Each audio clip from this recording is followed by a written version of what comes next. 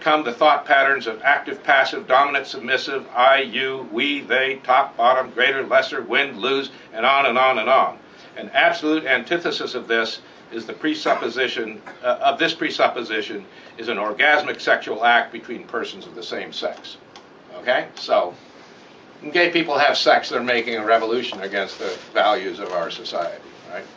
And then I want to quote Henry Hay, who was considered to be one of the original founders of gay liberation, way before the Stonewall. Basically, somebody quotes him in this book saying, Henry Hay says, we're just like heterosexuals when it comes to sex. And in most other ways, we're different. Okay? And it's the complete obverse of the way it's generally looked at today, which is like, the only thing that differentiates us from straight society is sex. He had the exact opposite point of view. So, and that was the whole thrust of what is also defined, and someone quotes in this book, the poet Henri Cartier-Bresson, who says, there is nothing in this world that does not have a decisive moment. The Gay Liberation Front was a moment in history. It was like a flash in the pan.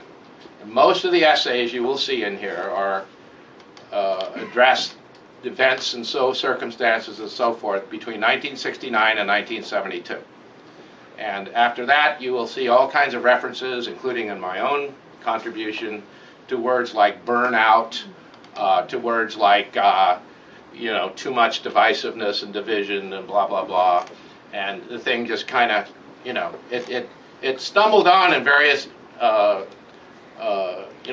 forms of people who tried to keep it going all the way to the end of the 1970s in some form. But in terms of the incredible power and energy that it brought, that laid the groundwork for what people like Harvey Milk were able to do in the context of that. He came a little later on. He came 1973, 74, 75. This was a period between 1969 and 1972 that was the most amazing, transformative period in history. Now, the one other thing I'll read, I'm not going on much longer, but I want to say, because if anybody's got questions, I'd like to respond to them. I conclude by saying, after my paragraph about burnout, the incredible thing about those days was the sense that one's ideas and activism were at the cutting edge of a new direction that the overall culture was taking. We felt that sense, and it was certainly not unfounded. That's the most incredible thing. We really did believe we were on the cutting edge. We really did believe that what we were doing was going to transform society. And with that, as a sense, having that sense and doing the things that we did at that point was an incredibly explosive period. Now, final thought is that what's happened? What's happened now? Where are we now? We have done, and of course there are plenty of references to it with the people writing now from the benefit of what went on then. We've become totally assimilationist. Okay, we in the gay movement, the predominant attitudes and so forth. The will and grace, referred to by one author as a step and fetch it kind of thing. Queer eye kind of thing, where as much accommodation to everybody wants to get married. What? It's like, whatever. I have nothing against it. I think there is I think there needs to be a dual track, okay? I think getting the laws changed and everything like that, there's such an effort to do nowadays, is all well and good and everything else. But I think that the idea that we're different, gay and lesbian people are different for a reason, okay? And there are theories about this. So one of the authors writes about that. What is in the context of everything going on? This guy, Don Kilhefner, who I commend his contribution in this book, he's the guy that quoted Harry Hay. He says, what is the evolutionary function of gay people? What an interesting question, okay? what are gay people for? Okay, I got my own theories about that. It's called, and I've written about it, you know, in my paper. I call it, just for purposes of argument, I call it the 7% solution. Okay, I think that nature is set up. We live in a binary cosmos, right?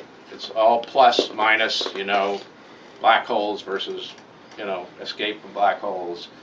Everything computers can reduce down to, you know, 1 and 0, right? If that, to the extent that universe exists, it is a completely static entity, right? Each cancels the other out entirely. So it's in the nature of things that there is a dissymmetrical impulse. There is something which causes the ball to start rolling. There is a dissymmetry to the universe, which is about the ratio of left-handed to right-handed people, and about the ratio of gay, lesbian people to straight people, which is not, as some people have misunderstood, means that all left-handed people are gay or anything else. Everybody knows that's not true. Only figure skaters are all gay. Other than that, it's like... But it is the idea that there is a certain dissymmetry that is built into nature. That if you simply had testosterone versus estrogen and male and female, the human race would have killed itself off long before now. That there's a natural tendency of survival mechanism in the nature of things that is represented by, among other things, creative people and you know, one of the ways in which it manifests itself is in gay and lesbian people. And, you know, to the extent that we embrace that, whatever form you want to evaluate it yourself, and see that that's as essential a part of life as anything else, then being different, being unique, being uniquely gay is as important, is important to our species' survival.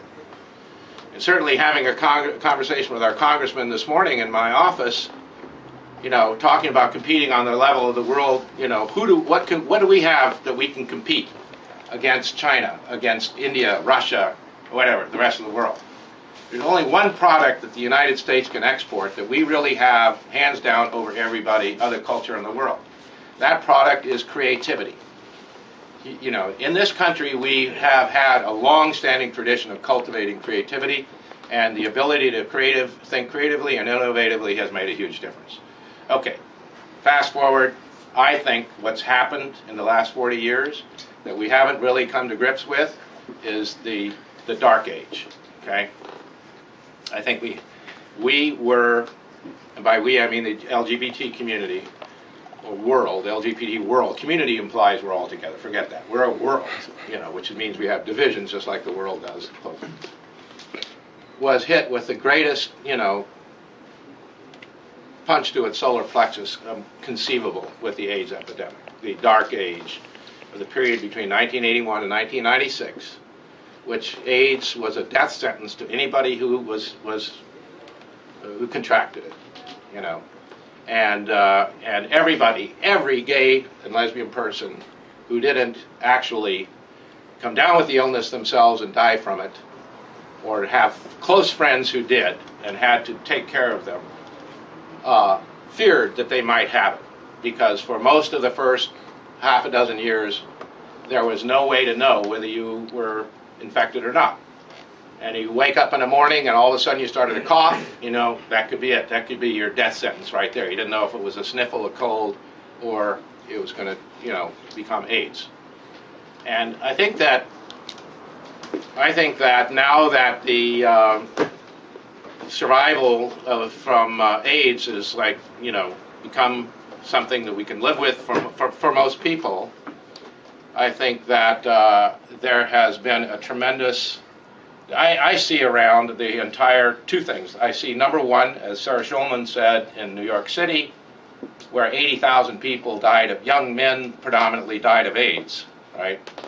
That if you take that, these are men who were not allowed to develop their full maturity as creative individuals. They're mostly there for the creative arts of one kind or another. And they didn't get to grow up and mature and hone their skills, but ripped out of the center